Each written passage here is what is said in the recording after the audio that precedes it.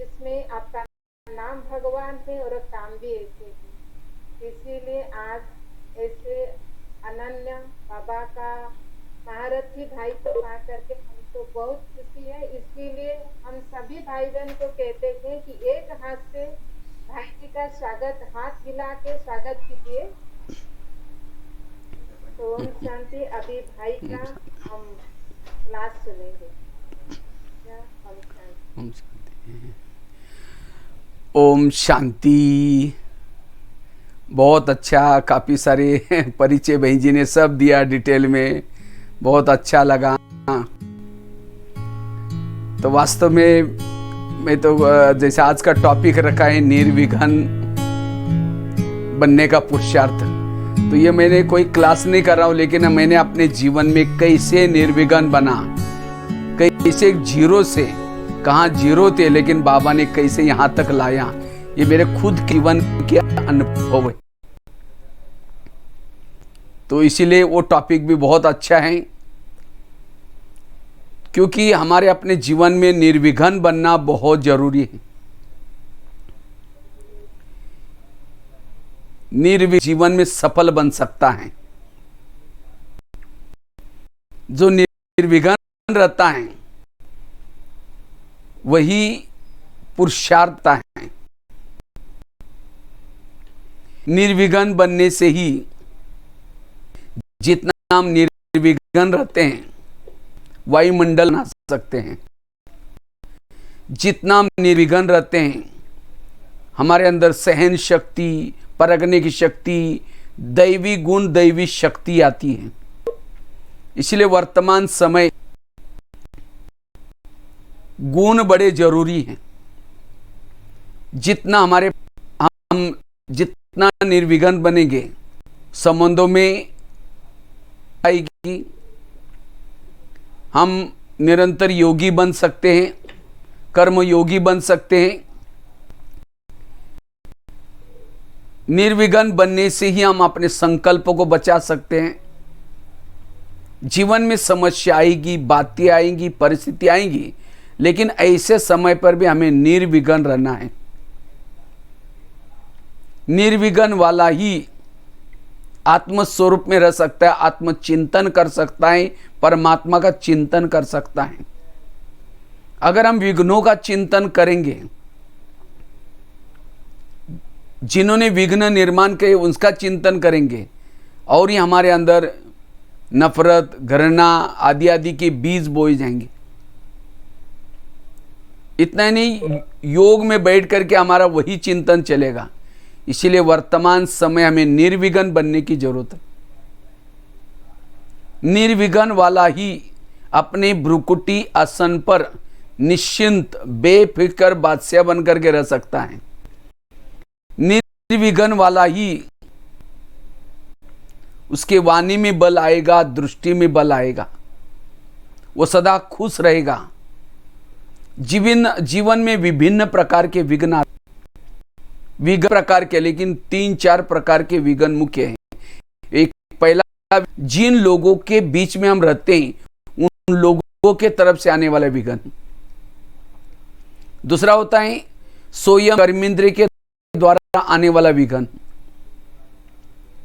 तीसरा है खुद के पुराने संस्कारों के द्वारा आने वाला,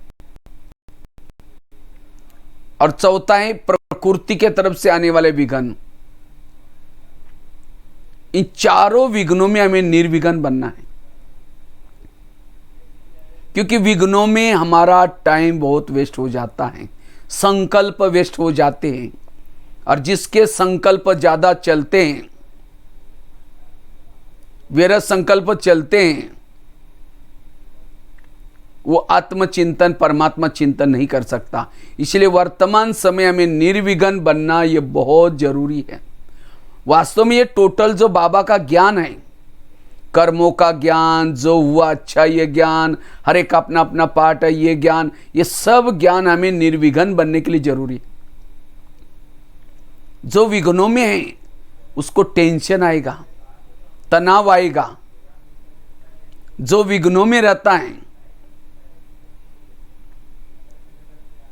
विघ्न में रहने वालों को कई प्रकार के मानसिक बीमारियां होने की संभावना है। मानसिक बीमारी, आज 70% लोगों को बीमारियां हो रहे हैं। बीमारियों का मूल कारण है जीवन के विभिन्न प्रकार के विघ्न।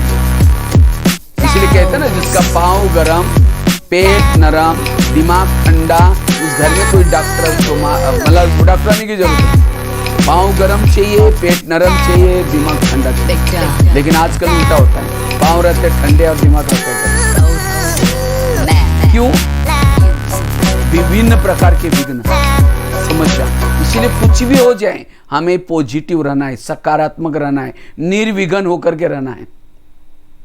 निर्विघ्न वाला एडजस्ट करके चलता है।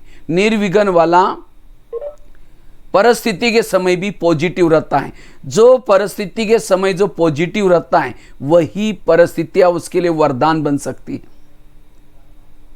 तूफान भी बाबा कहते हैं तोहफा देगा।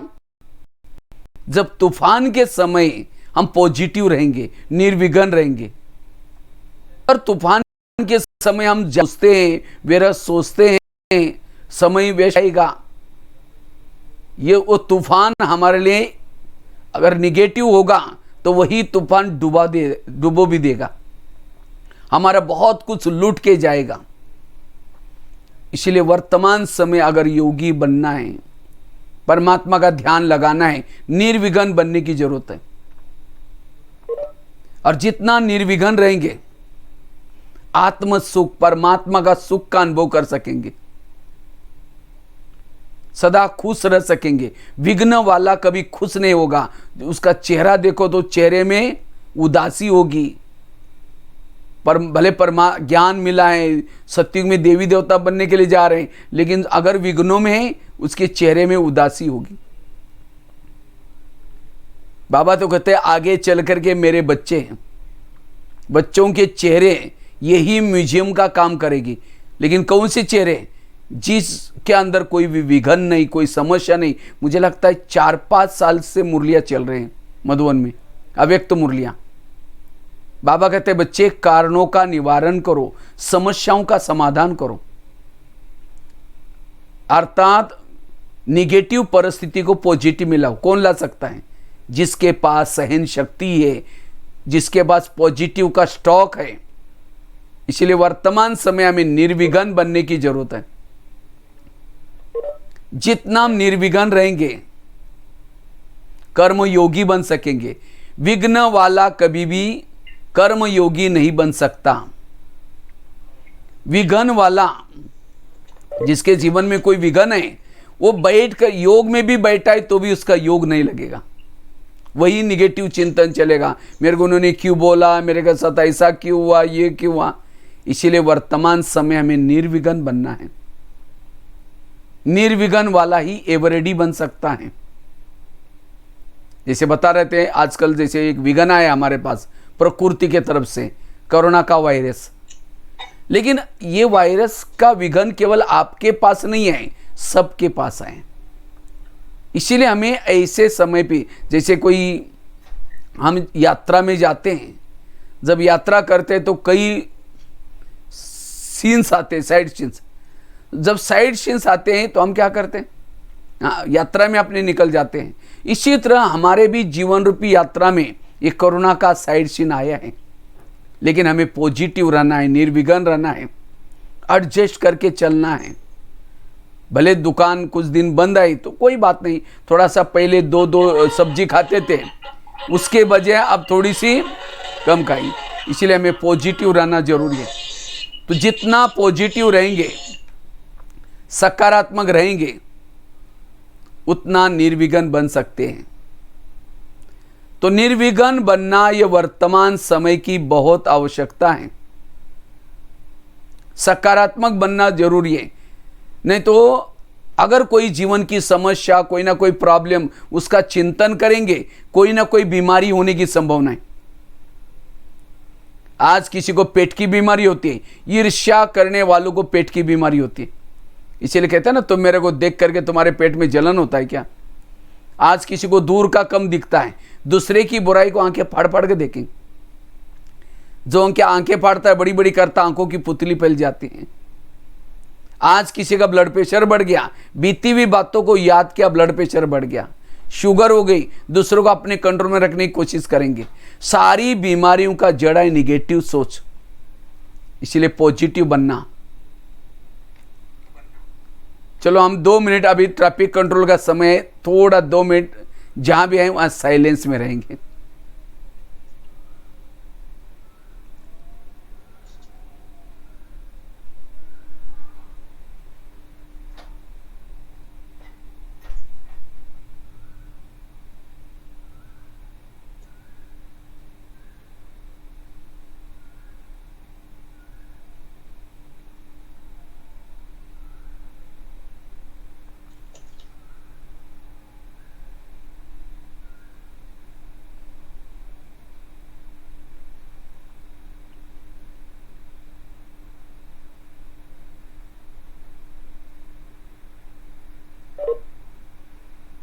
ओम शांति।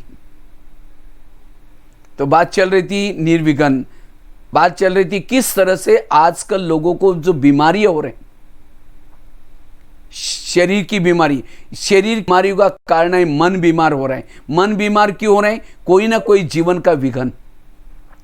इसीलिए वर्तमान समय हमें निर्विघ्न बनने की जरूरत है। जैसे बता रहे थे, आज किसी का ब्लड प्रेशर बढ़ गया, बीती हुई बातों को याद किया। आज किसी को शुगर हो गई, दूसरों को कंट्रोल में रखने की कोशिश करेंगे। आज किसी को दूर का कम दिखता है, दूसरे की बुराई को आंखें फाड़ फाड़ कर देखेंगे। आज किसी को स्पॉन्डिलाइट होता है, रास्ते में जा रहे वो क्या करता है, वो क्या करता है। आज किसी को ब्रेन ट्यूमर, ब्रेन हेमरेज हो रहा है,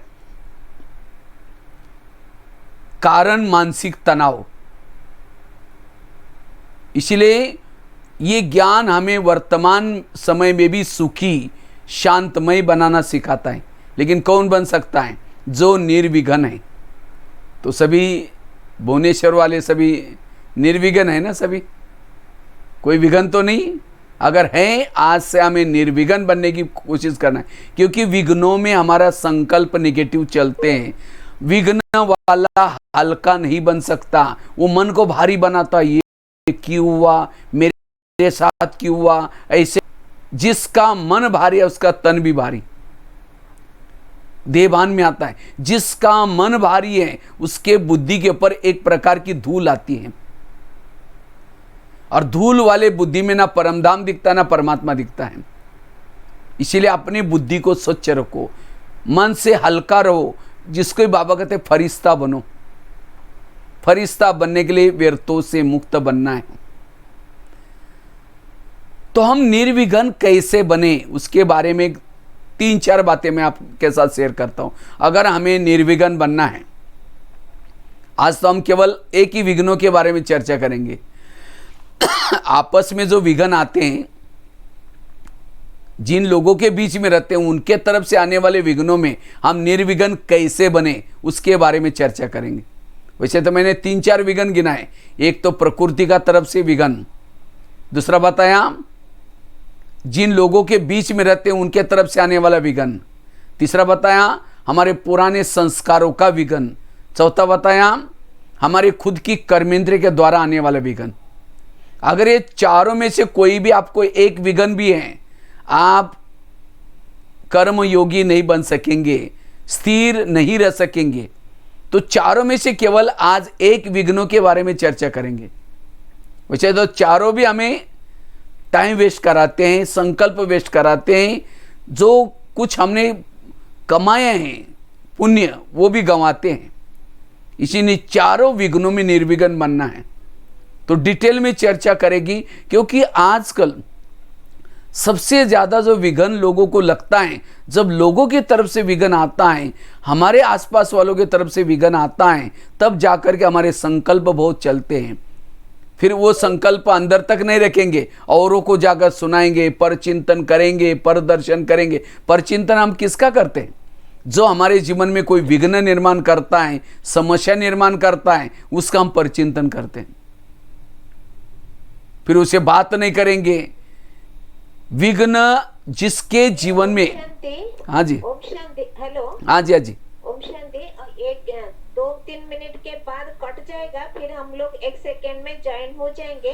आप रुकना, हाँ 2 मिनट के बाद फिर हम लोग आ जाएंगे। भले भले भले, हाँ हाँ ठीक है। Okay okay. हाँ तो मैं आपको बता रहा था विघन, तो सबसे ज्यादा जो आजकल लोगों को जो विघन टेंशन में लाता है, समस्या में लाता है, वो विघन है आपस के लोगों के द्वारा जो विघन आता है। हमारे हैं कोई, समझो घर में कोई पति विघन डालता है, बेटा विघन डालता है, या समझो कोई सास विघन डालती है, तब जाकर के हमारे बहुत संकल्प चलते हैं। कई कहते हैं मैं इसके साथ कभी कुछ किया नहीं, फिर भी ये मेरे साथ क्यों करते, इसने मेरे साथ क्यों किया। टाली कभी एक हाथ से नहीं बजती, टाली के लिए कितना चाहिए, 2 हाथ चाहिए। अगर कोई व्यक्ति आपके साथ ऐसा वैसा करता है, समस्या निर्माण करता है, इसका मतलब आपने भी कभी समस्या किया था। आपके आसपास के जितने भी लोग हैं, कोई आपको देने के लिए आए, कोई आपसे लेने के लिए आए, जिन्होंने इस लेने देने को समझ लिया, वो कभी भी निगेटिव नहीं सोचेगा, व्यर्थ नहीं सोचेगा।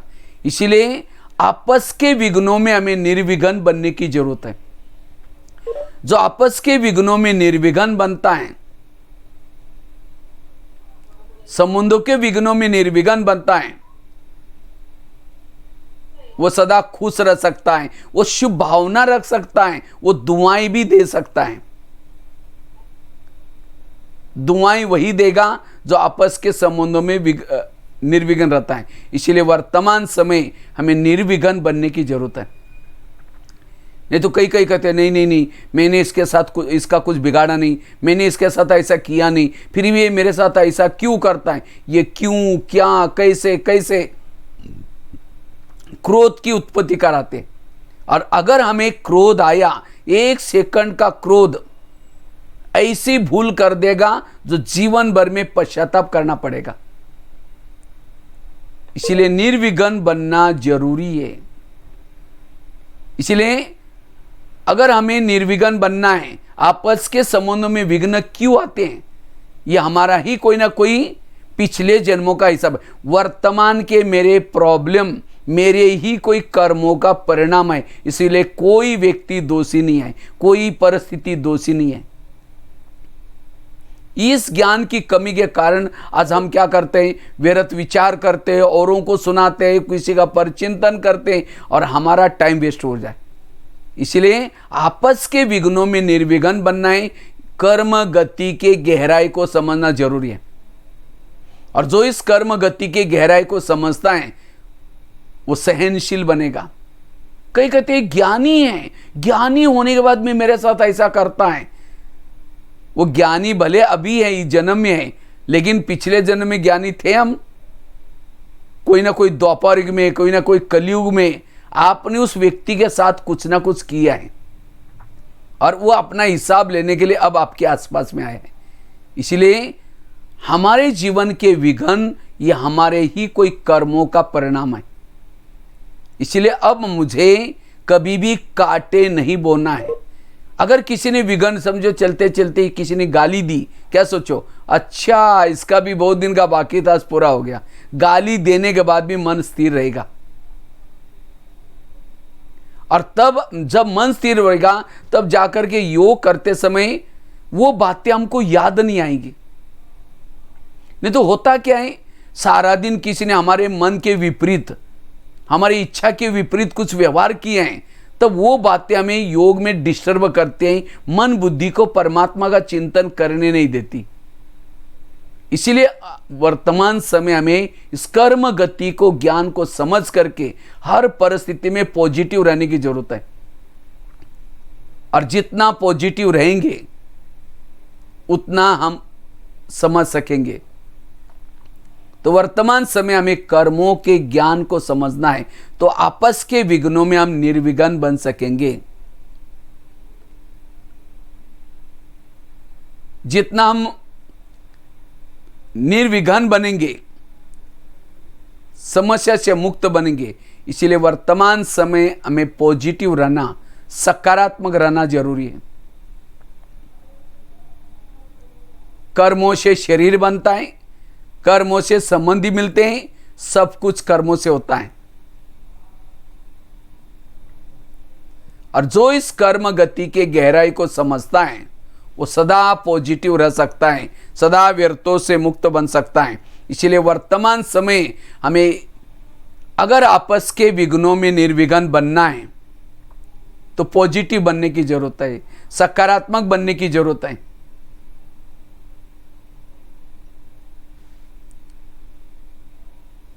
इसीलिए बाबा कहते बच्चे ये कर्मों का ज्ञान होना जरूरी है, सकारात्मक बनने की जरूरत है।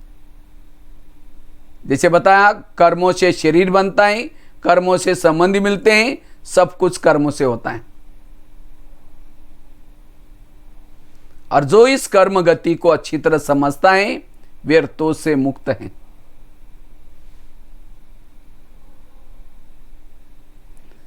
जितना निर्विघ्न रहेंगे उतना हम निश्चिंत रहेंगे, बेफिक्र रहेंगे। आज कईयों को मानसिक तनाव है, टेंशन है।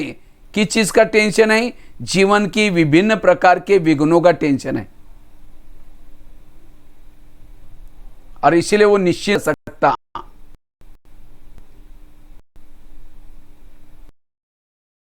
हमेशा तनाव टेंशन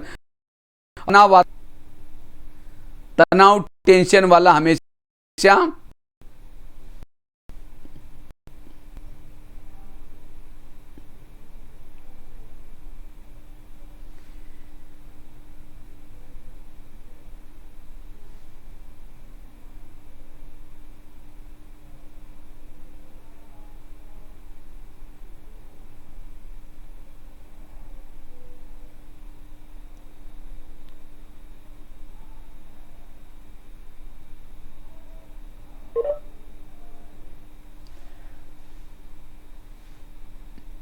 तो बात चल रही थी हमें विघ्नों में निर्विघ्न कैसे रहना है। ऐसे नहीं कि विघ्न निर्विघ्न मतलब विघ्न ना आए, ऐसे नहीं है। विघ्न आएंगे लेकिन विघ्नों में भी हमें क्या करना है? निर्विघ्न बनना है। विघ्नों से कुछ सीखना है, पाठ सीखना है और उसे आगे बढ़ना है। निर्विघ्न बनना अर्थात विघ्नों का प्रभाव हमारे मन के ऊपर ना पड़े, वाणी के ऊपर ना पड़े, व्यवहार पर ना पड़े। समझो कोई सास ने कुछ बोल दिया, सास ने बहू को बोल दिया और उस समय बहू को तनाव आया, टेंशन आया, कई दिन तक बात नहीं कर रहे हैं, ये नहीं। ऐसे समय पर अपने आप को स्थिर रहना, शुभ भावना रखना, यह है निर्विघ्न बनना। जितना निर्विघ्न बनेंगे सामने वाले व्यक्ति के अंदर परिवर्तन आएगा। शुभ भावना वही रख सकता है जो क्षमा करता है, सहन करता है। और सहन करने के लिए कर्मों का ज्ञान चाहिए। कई बार मैं एक बहुत सुंदर एग्जाम्पल सुनाता हूं, आप लोगों के साथ भी शेयर करता हूं। इसे पता चलेगा कि जीवन में विघ्न क्यों आते हैं। एक आगरा में एक पति पत्नी रहते थे, ध्यान से सुनना, मैं क्वेश्चन भी पूछूंगा आप लोगों। पति पत्नी रहते थे, गरीब थे, झोपड़पट्टी में रहते थे। उनके पास एक मेहमान आया। वैसा वो मेहमान दिल्ली में खरीदारी करने के हिसाब से आया था, लेकिन जब वो दिल्ली में आया था दुकान बंद थे। उस व्यापारी को लगता है बैठे बैठे मैं क्या करूं, मैंने कभी आगरा गया नहीं, देखा नहीं, चलो मैं आगरा घूम के आता हूं। वो क्या करता, आगरा देखने के लिए गया। सारा दिन उसने आगरा घूम के देखा, लेकिन रात को उसको सोने का प्रॉब्लम हो गया। जिस होटल में जाता था, जहां भी जाते थे, सब कहते हुए हमारे होटल बुक है। अब उसको लगता रात को कहां सो जाओ, अगर कहीं बस स्टैंड पर सो जाओ बैग चोरी हो जाएगी, अगर कहीं स्टेशन पर सो जाओ तो भी चोरी हो जाएगी। तो अचानक उसको याद आया मेरी गरीब पति पत्नी है, चलो मैं उनके पास जाता हूँ। रिक्शा करके गया, खाना खाया, बातें की, सब कुछ की। सोने से पहले उसने अपनी बैग खोली। जब बैग खोली तो गरीब की पत्नी की नजर बैग में गई। देखा इसके पास 50 के, 100 के, 500 के बहुत सारे बंडल है। उसको लगता अगर 2-4 बंडल हमको मिल जाए तो हमारी गरीबी दूर हो जाएगी। रात भर नींद नहीं आई। 12-1 बजे बाहर गई, बड़ा सा पत्थर लाया और वो सीधा पत्थर उसकी क्या करते हैं, उस मेहमान के सिर में मार दें। उसका तो मर्डर हो गया।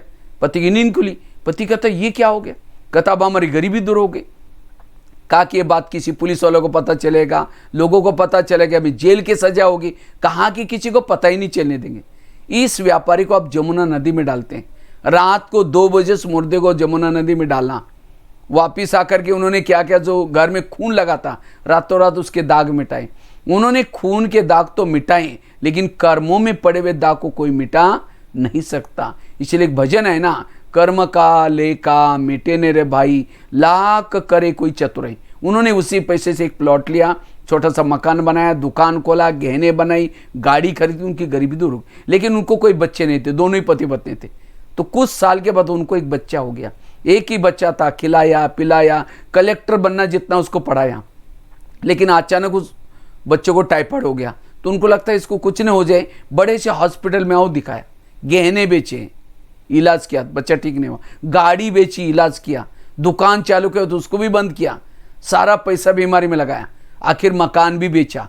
तो एक दिन वो बच्चा कहता है, पापा जी अपने को जो मिला था पैसा खत्म हो गया, अब मैं जा रहा हूं, बच्चा मर गया। तो बच्चा कौन था वो? जिस व्यापारी को मारा था उसकी आत्मा बच्चे के रूप में आई थी।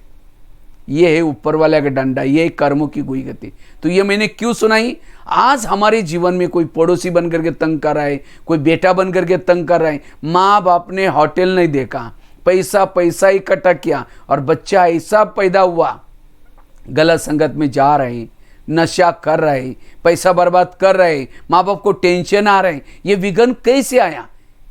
वो बच्चा कौन है? कोई ना कोई पिछले जन्मों का हिसाब। इसलिए जो इस कर्मों के गुई गति को समझता है वो विघ्न होते हुए भी निर्विघ्न रहेगा, परिस्थिति होते हुए भी वो साइलेंस में रहेगा, उसको सहन करेगा। और इसीलिए इस कर्मों को समझना जरूर। और ये कर्मों का नॉलेज, ज्ञान हमें रोज ईश्वरीय महावाक्यों में मिलता है। बच्चे तुम्हारा हिसाब किताब है, इस हिसाब किताब को चुक्त करो। इसलिए इस कर्म गति को समझ करके अपने आप को सकारात्मक रखना है, पॉजिटिव रखना है। किसी को भी किसी के साथ भी नफरत नहीं करनी है, कभी किसी के प्रति हमारा नहीं तो कहते इसको दुआ में कैसे दूं, इसने मेरे साथ क्या क्या किया, क्या क्या किया। अगर आपका और उसका पिछला जन्म दिखाई जाए तब पता चलता आपने भी उसके साथ क्या किया था।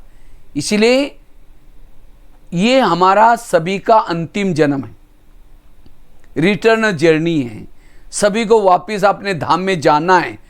तो हमने इस संसार में आकर के एक दूसरे के साथ जाने अनजाने, ईर्ष्यावश, घृणावश, सुनी सुनी हुई बातों को देख करके जो जो कुछ विकर्म किए हैं उसको यही चुक्त करना है। और चुक्त करने के 3 तरीके, एक तो है परमात्मा को याद करके चुक्त करो, अगर वो नहीं करेंगे सहन करके चुक्त करो, वो भी नहीं करेंगे आने वाले विकराल विनाश के समय भूकंप होंगे, ज्वालामुखी, ये सब, इससे भी हमारे विकर्म खत्म होंगे। लेकिन उससे तो कुछ प्राप्ति नहीं होगी, मुक्ति मिल जाएगी लेकिन जीवन मुक्ति नहीं मिलेगी। इसीलिए अगर हमें इस परिस्थिति के समय निर्विघ्न बनना है, इस कर्म गति को समझना जरूरी है। और जो इस कर्म गति को समझता है वो सदा पॉजिटिव रहेगा, वो सदा सकारात्मक रहेगा, वो विघ्न होते हुए भी कभी भी रोएगा नहीं। इसलिए आजकल डॉक्टर क्या कहते हैं, कड़वी चीजें खाना पसंद करो, करेले खाओ, कड़ू नीम के पत्ते खाओ, मेथी के लड्डू खाओ, जीवन में आने वाली कड़वी बातों को डाइजेस्ट करो। जीवन में कोई भी विघ्न आएंगे, समस्या आएंगी, कोई कैसा उल्टा सुल्टा भी व्यवहार करेगा, उसको मुझे डाइजेस्ट करना है, रोना नहीं है, ना किसी को जाकर के सुनाना है, ना परचिंतन करना है। वो है ज्ञानी, इसको कहेंगे ज्ञानी और योगी। और इससे जीवन का सुख है। इसीलिए वर्तमान समय हमें निर्विघ्न बनने की जरूरत है। आकाश में थूकेंगे, थूका कहां, अपने ही मुंह पर आएगा। ऐसी बातें सुनाने से कभी कभी तो हम ऊपर भी देख करके कहते हैं, भगवान तुमने भी आंखें बंद किया कि मेरे साथ ऐसा क्यों हो रहा है। जब गलत करते समय भगवान को पूछा था, भगवान मैंने गलत कर रहा हूं, देख लेना। इसलिए आज हमारे जीवन में जो प्रॉब्लम आ रहे हैं, कोई ना कोई पिछले जन्मों के हिसाब है। इसलिए इसको समझना जरूरी है। दूसरी बात है, अगर हमें विघ्नों में निर्विघ्न बनना है, स्थिति को पावरफुल रखना है, उसके लिए गीता का, रामायण का एक मंत्र याद रखना, जो हुआ अच्छा हुआ, जो हो रहा अच्छा, जो होगा वो भी अच्छा। मेरे जीवन की हर घटना में कल्याण है। कोई मेरी ट्रांसफर यहां से कोई गांव में करे, कोई मेरे चुगली यहाँ से वहाँ करे तो भी मेरा कल्याण है। मेरा काम है प्रभु का चिंतन करना, और प्रभु का काम है भक्तों के जीवन में, बच्चों के जीवन में जो समस्या है उसका समाधान करना। लेकिन हम क्या करते हैं? अपना टेंशन करते, मेरे बच्चों का क्या होगा, मेरा क्या होगा। प्रभु कहता है अच्छा ये मेरा काम कर रहा है, मैं बीच में क्यों जाऊं? फिर हमें बाबा की मदद नहीं मिलेगी। इसलिए हमारा काम है उसकी वाह करना, उसका गुणगान करना। और परिस्थिति के समय जो विघ्नों में भी पॉजिटिव रहता है, खुश, वो विघ्न उसको बहुत कुछ सिखा के जाएंगे। इसलिए इस मंत्र को याद रखना, जो हुआ अच्छा हुआ, जो हो रहा अच्छा, जो होगा वो भी।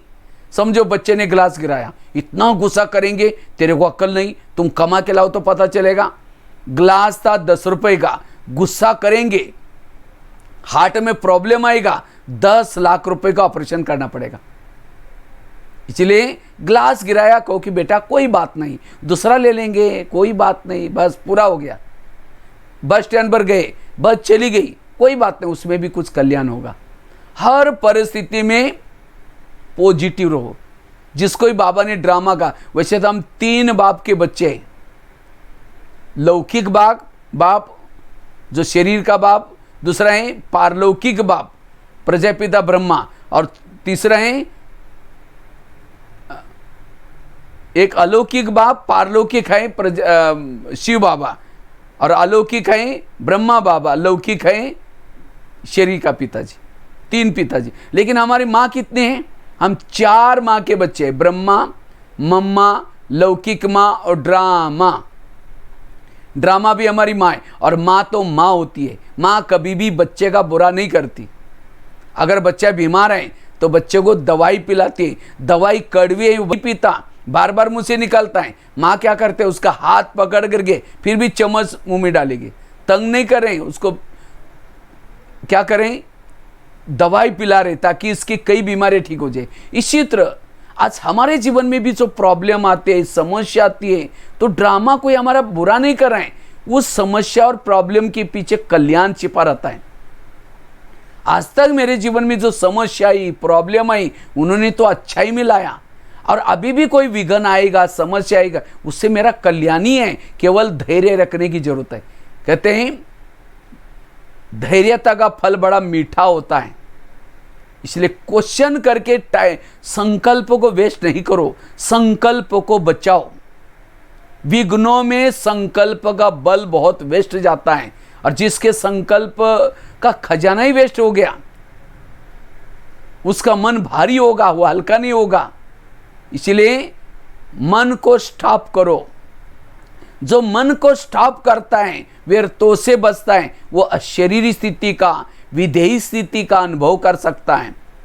इसलिए निर्विघ्न बनना योगी बनने के लिए जरूरी है। इसलिए मंत्र पक्का करना, जो हुआ अच्छा हुआ, जो हो रहा अच्छा, जो होगा वो भी अच्छा। मैं कई बार रामायण की घटना सुनाता हूँ। राम राजा बनने वाला था, लेकिन रात में आकर के कई ने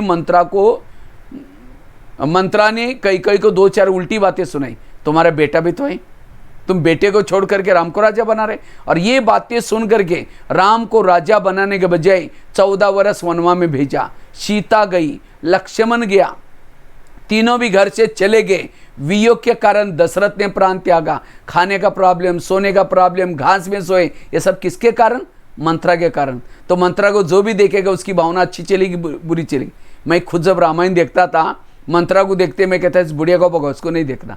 लेकिन एक दिन जब मैंने थोड़ा सोचा, तब पता चला मंत्रा ने राम के साथ जो किया वो अच्छा किया। अगर रात में उनके घर में ना आती तो राम राजा बनता, जंगल में नहीं जाता, सीता की चोरी ना होती, रावण को ना मारता। रावण को ना मारता, राम की महिमा कोई नहीं गाता। राम की महिमा किसके कारण? मंत्रा के कारण। ये है पॉजिटिव दृष्टिकोण। इसी तरह हर एक के जीवन में भी भगवान ने 1-2 मंत्र रखे हैं जो चुगली करते हैं यहाँ की बात, लेकिन उससे हमारा कल्याण होने वाला है। इसलिए मन को स्थिर रखना, इस मंत्र को याद रखना, जो हुआ अच्छा हुआ। एक व्यक्ति के प्रति भी हमारे दिमाग में नेगेटिविटी ना हो। तब शांति का अनुभव कर सकेंगे, सुख का अनुभव कर सकेंगे। अगर राम के जीवन में मंत्रा ना आती, ना हनुमान मिलता, ना अंगद, आज हमारे जीवन में आज तक जिन्होंने विघ्न निर्माण के परिस्थिति, उसके कारण हमने भक्ति की, मंदिर में गए, शांति की खोज में करते करते प्रदर्शनी का ज्ञान मिला, ज्ञान मिलते दीदी दादियाँ मिली, इतना अच्छा बाबा मिला, किसके कारण? उस विघ्नों के कारण। इसीलिए आज एकांत में बैठ करके क्या करना, आज तक जिन्होंने विघ्न डाले उन सबको धन्यवाद दो, कहो कि आप लोगों ने हमें तंग किया, हमारा बहुत अच्छा हुआ, लेकिन 5000 साल के बाद तंग करने के लिए जरूर आना। यह है दुआ। इसलिए इस मंत्र को याद रखना है, जो हुआ अच्छा हुआ, जो हो रहा अच्छा, जो होगा वो भी अच्छा। तब विघ्नों में भी विघ्न होने के बाद भी निर्विघ्न बन करके रह सकेंगे। मैं आपको 4 ही एक बातें सुनाता हूं बस। अगर निर्विघ्न बनना है 4 मंत्र पक्का करके जाना। पहला मंत्र बताया, कर्मों की घुई गति को समझना। दूसरी बात कौन सी सुनाई? जो हुआ अच्छा हुआ, जो हो रहा अच्छा, जो होगा वो भी अच्छा। तीसरी बात है, अगर विघ्नों में निर्विघ्न बनना है, सवेरे सवेरे 3 चीजें करो। एक तो अमृत वेला का योग अच्छी तरह करो। दूसरा, क्लास के पहले जाकर के योग करना जरूरी है, मुरली से पूर्व। भले अभी लॉकडाउन है, सेंटर पर नहीं जा सकते, कोई बात नहीं, घर में आपको बहनों के द्वारा जो मोबाइल के द्वारा, टीवी के द्वारा जो भी मुरली आती है, वहाँ बैठ करके आधा घंटे का योग करना। और साथ में तीसरी बात है, ईश्वरीय महावाक्य हमें रोज ध्यान से सुनना। सवेरे सवेरे जो ये 3 चीजें करता है उसका मनोबल बढ़ेगा, और जिसका मनोबल बढ़ता है वो सारा दिन कितने भी विघ्न होंगे, विघ्न पहाड़ के समान भी होगा, वो पहाड़ के विघ्नों में भी राई बना देगा, रुई बना देगा। उसको लगेगा कुछ भी परिस्थिति नहीं है। क्यों? उसने सवेरे सवेरे 3 चीजें किए। एक तो अमृतवेला का योग, क्लास के पहले योग, और साथ में मुरली। ये 3 चीजें हमें निर्विघ्न बनाएंगी, क्योंकि ये 3 चीजें करने से हमें किसी के भी दोष दिखाई नहीं पड़ेंगे, क्योंकि इन 3 चीजों से हमारा मनोबल बढ़ता है, आत्मबल बढ़ता है। लेकिन कई क्या बोलते हैं, बहन जी हमको टाइम ही नहीं है, बहन जी हमारा दुकान खोलना पड़ता है। दुकान खोलेंगे कितना कमाएंगे? 1500। लेकिन अगर ये ज्ञान नहीं सुनेंगे, योग नहीं करेंगे, कितना कमाएंगे? लाखों करोड़। आप कहेंगे लाखों करोड़ का पैसा मिलता है? पैसा नहीं मिलता, ज्ञान भी एक धन है। इसीलिए हमें रोज ये महावाक्य सुनना, ये 3 चीजें करना जरूरी है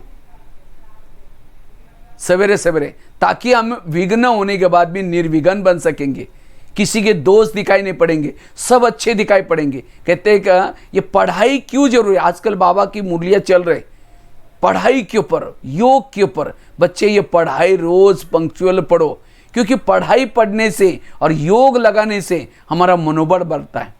पढ़ाई कितनी जरूरी है, एक छोटा सा एग्जाम्पल मैं आपको देता हूं। 2 महिलाएं थी, ध्यान से सुनना। 2 महिलाएं थी, एक महिला रहती थी 2 मंजिल पर, दूसरी महिला रहती थी 1 मंजिल पर। तो 2 मंजिल वाली महिला रोज अपने घर के खिड़की से पड़ोसी के छत पर देखती है, तो छत पर कपड़े सुखाते हैं, उसके कपड़े देकर के पति को बुलाती हैं, कहते इसको कोई अक्ल नहीं, कितने गंदे कपड़े, कितने मैले कपड़े। पति को कहते जाओ पूछ के आओ, वो क्या साबुन लगाती होगी, क्या सर्फ लगाती होंगी, लेकिन पति कुछ नहीं बोलता। रोज बुला करके कहते जाओ पूछ के आओ। एक दिन जब उसने उसी खिड़की से देखा तो पड़ोसिनी के कपड़े अच्छे दिखने लगे। फिर पति को बुलाया, कहते आज इसको कैसे अक्ल आ गई, कितना अच्छा दूल्हा, क्या जाओ पूछ के आओ। पति धीरे से मुस्कुराता और कहता है आज सवेरे सवेरे मैंने अपने घर की खिड़की के कांच साफ किया, उनके कांच गंदे थे इसलिए कपड़े गंदे दिखते थे। दोष किसका है? इसी तरह जिस दिन ज्ञान नहीं सुनेंगे, योग नहीं करेंगे, हमें सबके दोष दिखाई पड़ेंगे, विघ्न ही विघ्न दिखाई पड़ेंगे। इसलिए अगर निर्विघ्न बनना चाहते हैं तो हमें रोज अपने खिड़की को साफ करना जरूरी है, पढ़ाई पढ़ना जरूरी है। और लास्ट की एक बात सुना करके मैं पूरा करता हूं। अगर हमें निर्विघ्न बनना है, 3 बातें सुनाई, मैं बार बार रिपीट कर, आज का क्लास पक्का याद रहे। पहली बात बताई, अगर कोई विघ्न आते हैं, समस्या आती है, समझो कि ये मेरा कोई पिछले जन्मों का हिसाब था, इसलिए इनकी कोई गलती नहीं, ये तो निर्दोष है। दूसरी बात बताई, जो हुआ अच्छा हुआ, जो हो रहा अच्छा, जो होगा वो भी अच्छा। इस मंत्र को याद रखना, मंत्र वाली बात। और तीसरी बताई, रोज हमें अमृत वाला ठीक ठाक करना है। और साथ में अमृत वाला मतलब ऐसे नहीं उठ करके बैठ गए, उठ करके झुटका लगा रहे हैं, आंखें बंद है, वो इतना पावरफुल योग नहीं होगा। इसीलिए बुद्धि रूपी आंख खोल करके अच्छी तरह अलर्ट होकर के बैठना है। और साथ में क्लास के पहले वाला योग और मुरली, रोज खिड़की को साफ करना। और लास्ट की चौथी बात है, अगर मुझे निर्विघ्न बनना है, निर्विघ्न बनना है, उसके लिए जीवन में आने वाली निगेटिव परिस्थिति को क्या बना दो, पॉजिटिव बनाओ। वास्तव में संगम युग में महान भाग्यशाली कौन है? जिनके जीवन में विघ्न ज्यादा आते हैं, समस्या ज्यादा आते हैं, वो भाग्यशाली हैं। आप कहेंगे भाई जी आप क्या बोल रहे हैं, बात तो सही है। जैसे हमारे देवता बनने के पेपर और कोई नहीं, हमारे जीवन के विघ्न ही हमारे पेपर है। 1 घंटे की हमारी पढ़ाई मुरली होती है, थियरी कम रहती है लेकिन प्रैक्टिकल में ज्यादा है। इसलिए हमें जितना विघ्न आएंगे उतना हम अच्छी तरह पक्के हो जाएंगे, बाबा के ऊपर का निश्चय पक्का हो जाएगा। कुंती के सामने कृष्ण जाता है, कुंती को पूछता है तुमको क्या वरदान चाहिए, तुमने बहुत भक्ति की, सोना चांदी जो भी मांगो। तो कुंती कहते मुझे सोना चांदी नहीं चाहिए, मुझे जीवन में समस्या चाहिए। तो कृष्ण कहता है तुम्हें क्या मांग रहे, तथास्तु, तुम्हारी जो भी इच्छाएं पूर्ण हो जाए। फिर कहा कि तुमने समस्या क्यों मांगी? कहते हैं समस्या होगी, आप सदा मेरे साथ में रहेंगे और आप मेरे साथ में रहेंगे, यही मेरा सौभाग्य है। इसी तरह जितना हमारे जीवन में विघ्न आएंगे, समस्या आएंगी, उतना कौन याद आएगा? बाबा याद आएगा। इसलिए कभी कभी बांधेले माताओं को बाबा याद करता है। मैं देख रहा हूँ सामने कुछ माताएं भी बैठी है। हाँ, कईयों को तो पति का बंधन होता है, सास का बंधन होता है, कई सेंटर पर जाने में नहीं देते। और कभी कभी उन माताओं को बहुत अंदर से लगता है ये मेरे को बहुत विघ्न है, लेकिन नहीं, ये कल्याणकारी है। जितना विघ्न होगा उतनी आपकी लगन बाबा से लगेगी ज़्यादा। इसलिए विघ्नों में घबराओ नहीं। इसलिए बाबा कभी कहता है बांधेली माताओं का योग मेरे से ज़्यादा होता है। क्यों? जब पति तंग करता है, परेशान करता है, उसको कौन याद आता है? बाबा। और जिन माताओं को पति तंग नहीं करता, बहुत प्यार करता है, उनका योग किसे लगाए? पति से। कहेगी मेरा पति बहुत अच्छा है, कभी तंग नहीं करता। तो पति तंग करने वाला चाहिए, प्यार करने वाला चाहिए? जितना पति तंग करेगा, बच्चे तंग करेंगे, जितनी सास तंग करेगी, बुद्धि परमात्मा में ज़्यादा जाएगी। इसलिए भाग्यशाली वालों के सामने विघ्न आते हैं, लेकिन हमें ये पॉजिटिव लेना है। अगर निगेटिव लेंगे तो ये ज़्यादा ही परेशान करेगी। इसलिए पॉजिटिव रहो, मत बनो। परिस्थिति को अगर किसी ने गाली भी दी, क्या समझो ये गाली नहीं दी, मेरे पर गुलाब का फूल डाल दिया। इसलिए बाबा कभी कहते हैं मुरलियों में, बच्चे मान अपमान निंदा स्तुति में भी समान रहो। कौन रह सकता है? जो परिस्थिति को पॉजिटिव बनाता है। किसी ने गाली दी, वही गाली देने वाला दोपहर में रोज आकर के आपके मूर्ति के ऊपर गुलाब का फूल चढ़ाने का काम करेगा। तो भगत चाहिए कि नहीं चाहिए? जिस दिन किसी ने गाली दी, योग में बैठेंगे, बाबा को बाबा आज आपने एक बहुत अच्छा भगत भेजा था, उसने बहुत अच्छा फूल डाल के गया, आपका बहुत बहुत धन्यवाद। यह है निर्विघ्न स्थिति। परिस्थितियां होने के बाद भी खुशी बनी रहे, परिस्थिति होने के बाद भी मन हल्का रहे, वो है निर्विघ्न।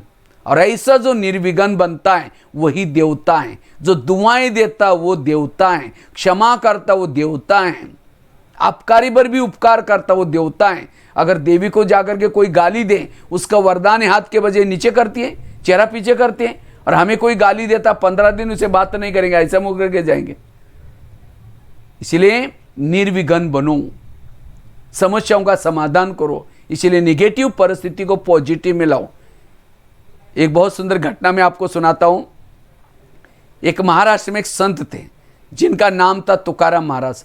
बहुत भक्ति करते थे। लोगों ने उसको मना किया, तभी छोड़ा नहीं। तो एक दिन सभी लोगों ने पकड़ लिया उस संत को, पकड़ करके उनके गले में सब्जी की माला पहना दी। बैंगन, टमाटर, आलू, मटर, मिर्ची, मुंह काला किया, उसके बाल उतर करके हल्दी लगाई, गधे पर बिठाया, गली गली में घुमाया। इतना ही नहीं, घर के सामने लाया, पत्नी को बुलाया। जब उसकी पत्नी देखती मेरे पति को ऐसा क्या, सबको गाली देती है। जब गाली देते तुकाराम महाराज अपनी सब्जी की माला दिखा करके कहते हैं इनको गाली क्यों दे रहे हैं। ये लोगों ने अपने लिए 8 दिन के लिए सब्जी ला कर दी, निगेटिव को पॉजिटिव में चेंज किया।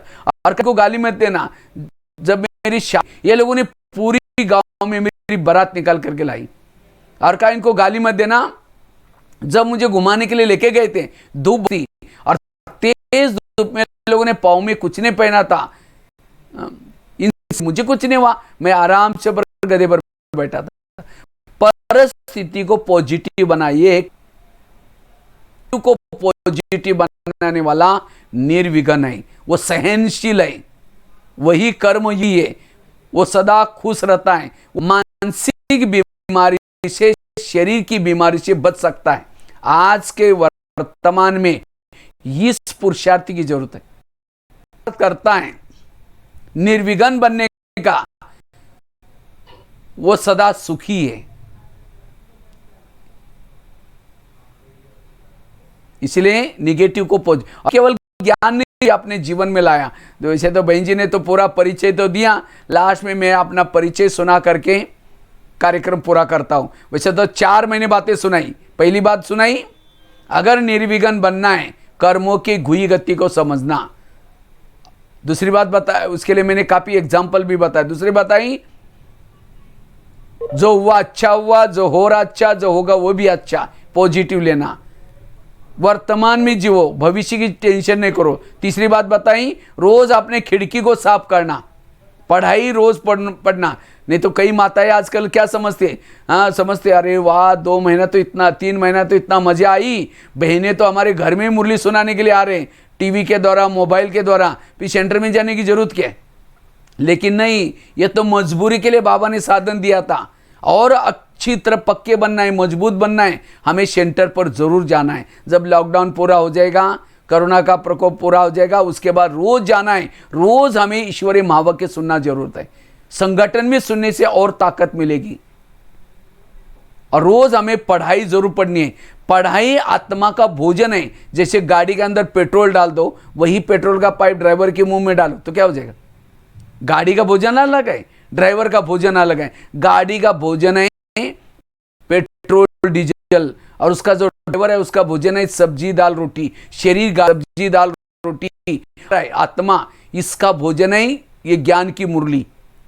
कुछ भी हो जाए, हमें रोज सेंटर पर जाकर के ज्ञान सुनना जरूरी है।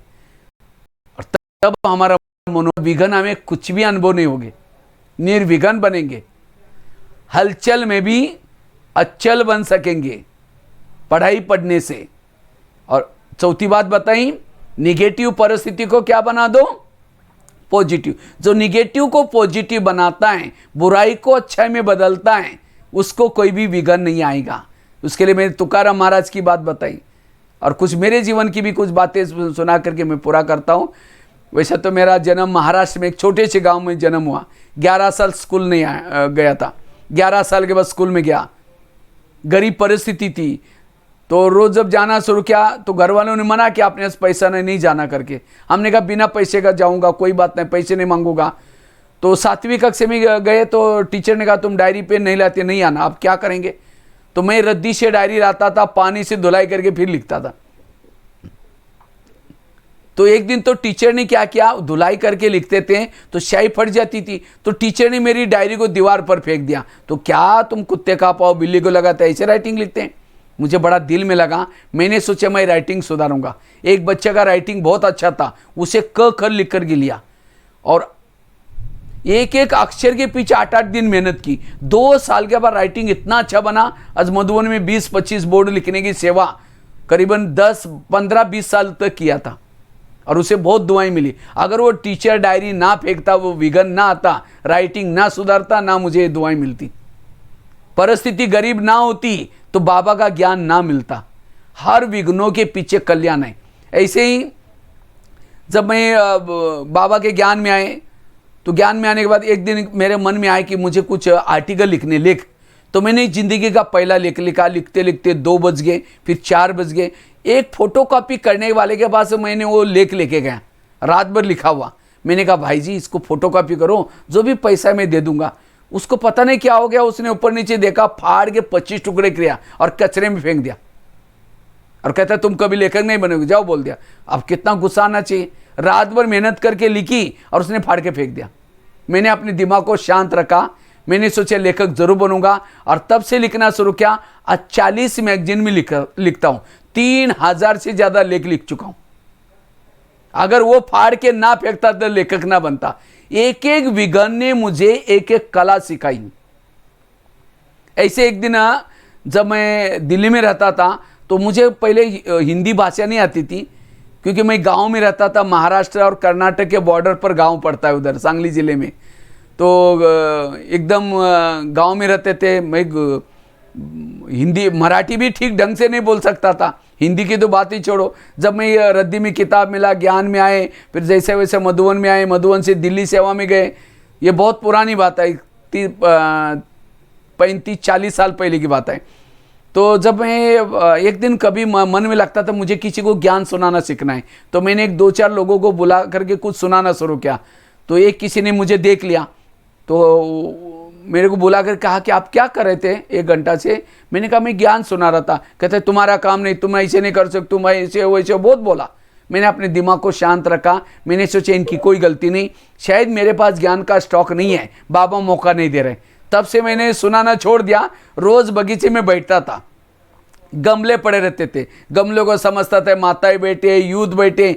6 साल तक गमलों को ज्ञान सुनाने की प्रैक्टिस की और सुनाते सुनाते आज 9000 स्कूलों में, 900 जेलों में लेक्चर करके इंडिया बुक ऑफ रिकॉर्ड में नाम दर्ज किया। अभी आप लोग तो गमले नहीं बैठे ना। अगर मैं ये प्रैक्टिस ना करता था आज कैसे गया? तो इसलिए उस व्यक्ति का धन्यवाद, आज मुझे इतनी अच्छी कला दिए।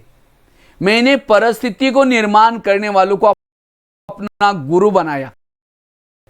एक गुरु ने मुझे राइटिंग सुधारना सिखाया, एक गुरु ने मुझे लेख लिखना सिखाया, एक गुरु ने इसलिए बाबा कहते बच्चे तूफान भी आपके लिए तोहफा है। कब? जब उसको पॉजिटिव लेंगे। नहीं किया, लेकिन आज मैं अपने एक 0 लाइफ था, वहां तक आया। मेरी सफलता का एक बहुत बड़ा राज है। मैं सफल कैसा बना? मेरे जीवन में जो प्रॉब्लम है और एक एक सीढ़ी चढ़ करके ऊपर गए। ऐसे एक दिन किसी ने कहा आप इतने सारे कार्यक्रम करते, इसके फोटो थोड़ा इंटरनेट में डालो। मुझे तो कंप्यूटर इंटरनेट कुछ आता नहीं था, क्योंकि मैं पुराने ज़माने में और वो गांव में पढ़ाई लिखाई किया है, सरकारी स्कूल में। और उस समय तो कंप्यूटर ये कुछ ज़माना था ही नहीं, और वो भी 5वीं कक्षा में इंग्लिश सब्जेक्ट तो था, पढ़ाने वाला कोई टीचर भी नहीं था। तो मैं 5वीं में डायरेक्ट बैठा, 10वीं तक पढ़ाई की, लेकिन उसके बाद ज्ञान में आए, वो कंप्यूटर वगैरह कुछ जानता नहीं था। तो मैंने कुछ फोटो सीडी में डाल करके एक भाई के पास लेके गया। मैंने कहा भाई जी इसको थोड़ा नेट में कहीं डाल देना। तो उसने कहा तुम तो पैसे के आदमी, तुम्हारे फोटो नेट में थोड़ी होते, ये तो बड़े बड़े लोगों के होते। मुझे लगा नेट क्या होते हो, मुझे उसको सीखना है। और सीखते सीखते आज कम पढ़ाई लिखाई भी की करने के बाद भी आज इंटरनेट की हर चीज़, साइट बनाना, अपलोड करना, डाउनलोड करना। आज यूट्यूब में, गूगल में BK भगवान भाई सर्च करो, 900 से ज़्यादा वीडियो मिलेंगे, बहुत सारे ब्लॉग्स मिलेंगे। आज हर एक के जेब में बैठने का मौका बाबा ने दिया है। उस व्यक्ति का धन्यवाद जिसने मुझे सिखाया, वो मेरे लिए गुरु बना है। लोगों ने मारे मुझे पत्थर, उस पत्थर को मैंने क्या किया, एक एक सीढ़ी बना करके आज यहां तक पहुंचा। भगवान भाई, बाबा ने तो घर वालों ने नाम रखा था बचपन में भगवान भाई। सचमुच भगवान भाई बनाने के लिए बहुत लोगों ने मुझे हेल्प की है, उन सभी का धन्यवाद। अगर वो मेरे साथ ऐसा व्यवहार ना करता, मैं प्रैक्टिस ना करता और यहां तक ना पहुंचता। इसीलिए जिन्होंने लोगों ने मुझे विघ्न डाले, उनके लिए मेरी दुआएं निकलती हैं, क्योंकि मेरे लिए कला उन्होंने सिखाई। अगर जीवन में विघ्न नहीं आएंगे तो जीवन के अंदर आगे नहीं बढ़ सकेंगे। अगर नौका खड़ी है, अगर हवा नहीं आएगी तो वही खड़ी रहेगी, हवा उसको आगे लेके जाते हैं। इसीलिए जीवन की परिस्थितियां हमें आगे लेके जाते हैं। इसीलिए विघ्नों से घबराओ नहीं, आज तक की परिस्थितियां ने आगे लेके गए, आगे भी परिस्थिति आपको आगे लेके जाएंगे। कभी भी तनाव टेंशन में नहीं आना है। आजकल दुनिया में जब विघ्न आते हैं, समस्या आती है, रात भर नींद नहीं आती, पेन किलर की दवाई खाते हैं, कई तो क्या करते हैं, ड्रग्स लेते हैं, नशा करते हैं, कई तो विघ्नों को सहन नहीं करते, सुसाइड भी करते हैं। मैंने तो कभी काफ़ी सारे जेलों में गया हूँ। जो जेल में कैदी बन करके आया, कौन कैदी बना, पढ़ा लिखा है, सब कुछ किया है, लेकिन उसके पास एक कला नहीं है कैसे सहन करना है। और ये इसलिए बाबा का ज्ञान हमें ये निर्विघ्न बनाने की कला सिखाते हैं। तो आप सभी निर्विघ्न बन करके रहेंगे और पॉजिटिव रहेंगे, यही आज के इस क्लास का मुख्य। तो निर्विघ्न बनने के लिए मैंने एक विघ्न के बारे में बताया, आपस के संबंधों में हम कैसे निर्विघ्न बने। इसलिए कर्मों की गुई गति, जो हुआ अच्छा हुआ, जो हो रहा अच्छा, मंत्रा वाली बात तीसरी बताई, रोज खिड़की को साफ करना पढ़ाई से, और चौथी बताई निगेटिव को पॉजिटिव में लाने से। ये चार बातें भी याद रखेंगे तो संबंधों में आप सदा निर्विघ्न बन सकेंगे। बाकी और भी 3-4 विघ्न हैं। एक तो बताया कर्मेंद्र के द्वारा आने वाला विघ्न, सबसे खतरनाक विघ्न है वो, उससे कैसे बचना है उसका तो टॉपिक अलग है। और बताए संस्कारों का विघ्न, वो भी खतरनाक विघ्न है, उससे कैसे बचना है वो भी अलग टॉपिक है। साथ में प्रकृति के तरफ से आने वाला विघ्न। तो इस तरह से आप सभी निर्विघ्न बनेंगे, गणेश जी बनेंगे। आपको तो अनेक लोगों के आंखों के आंसू पोंछना है, खुद रोएंगे तो रोने वालों के आंखों के आंसू कौन पोंछेगा। इसलिए अब हमें निर्विघ्न बन करके औरों को निर्विघ्न बनाना है, तब जीवन में सुख शांति खुद के भी होगी, औरों को भी दे सकेंगे। ठीक है, इसी के साथ साथ बहुत बहुत धन्यवाद बहनों का, जिन्होंने फ़ोन करके हमको टाइम लिया और ये आप लोगों को टाइम दिया। तो आप कुछ अनुभव के द्वारा कुछ बातें थी वो शेयर की। इसी के साथ साथ बहुत बहुत धन्यवाद। ओम शांति।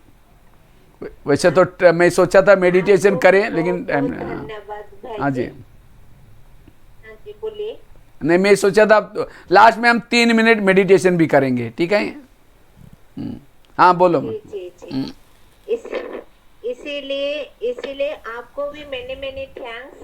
आपने इतना वक्त हम भुवनेश्वर वासियों को दिया, जिस कारण से हमने मास्टर भगवान को पा लिया। थैंक हाँ जी, हाँ जी। तो ऐसे तो भगवान है ही है हमारे लिए, सभी के लिए, लेकिन आप भी हमारे कम नहीं हो, आप हमारे मास्टर भगवान हो। और जैसे छोटे बच्चों को कहानियां सुना करके हम सुलाते हैं, बातें सिखाते हैं, ऐसे आप भी ब्राह्मण परिवार वालों को, हाँ वो तो छोटे बच्चों को कराते हैं, लेकिन हमारे बड़े बड़े भाई बहनों को भी कहानियों द्वारा आपने बाबा का मैसेज दिया, जिस कारण से हमें बेहद खुशी है।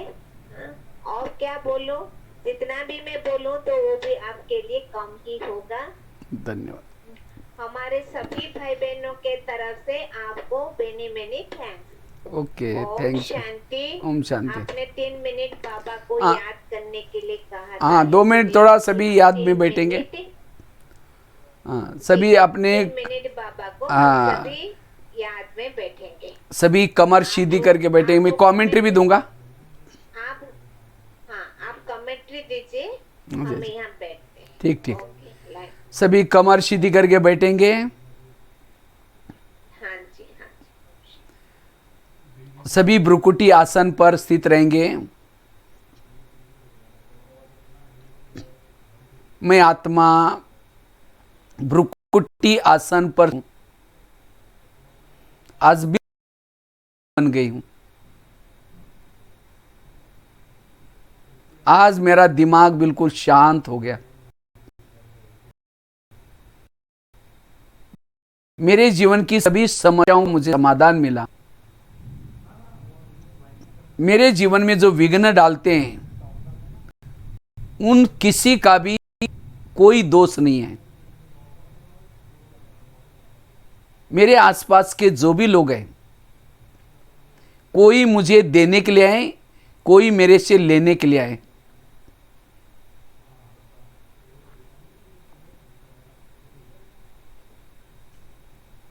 कार्मिक अकाउंट के कारण मेरे जीवन में समस्या आती।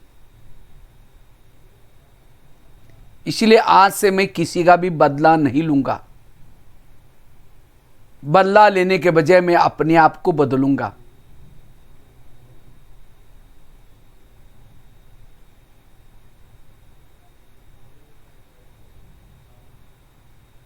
मैं बिल्कुल शांत हूं। मेरे जीवन में आज तक जो कुछ हुआ, एक परिस्थिति मेरे लिए कल्याणकारी थी।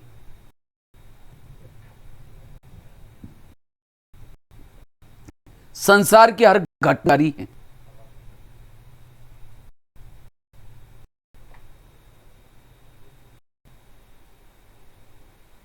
मैं बिल्कुल शांत हूं। मैं आत्मा हूं। अब मेरी रिटर्न जर्नी है। युग परिवर्तन का समय है। अब मैं अपने वतन की तरफ बुद्धि के द्वारा जा रही हूं।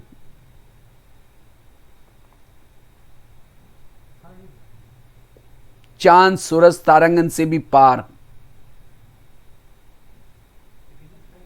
अव्यक्त वतन, जहां अव्यक्त बाबा लाइट के रूप में बैठे, मैं बुद्धि रूपी नेत्र के द्वारा देख रहा हूं।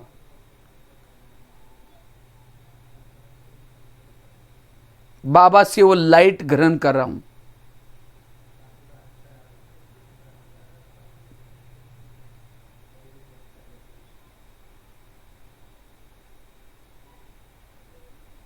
धीरे धीरे मैं अब ऊपर की तरफ जा रही हूं। मूल वतन में जा रही हूं।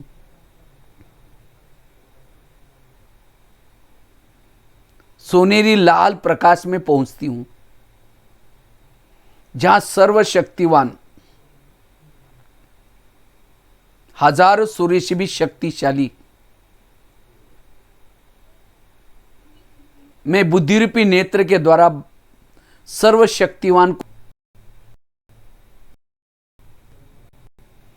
बाबा की शक्तिशाली किरणों से मेरे अंदर की सात होती जा रही।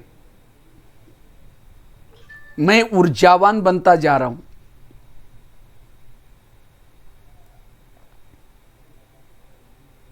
प्रभु मिलन कर रहा हूं।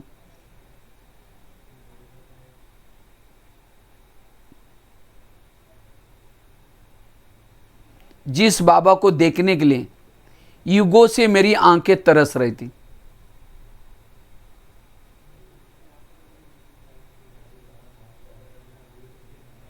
प्यारे बाबा ने ज्ञान का डमरू बजा बजा करके अगम निगम के भेद खोले। बाबा से शक्तियां लेकर के धीरे धीरे वापिस मैं अपने साकारी दुनिया में आता हूं।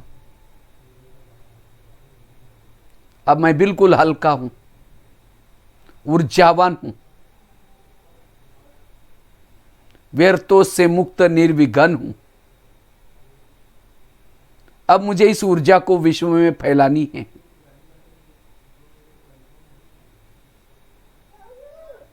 ओम शांति शांति शांति। ओम शांति। हाँ जी, ठीक है।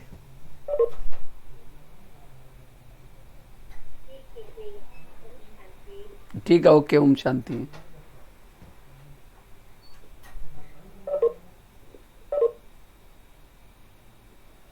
इसका बंद हो गया? हाँ, बंद किया। रिकॉर्डिंग चालू है। रिकॉर्डिंग चालू है ना? रिकॉर्डिंग भी बंद करते हैं। रुक जाओ भाई।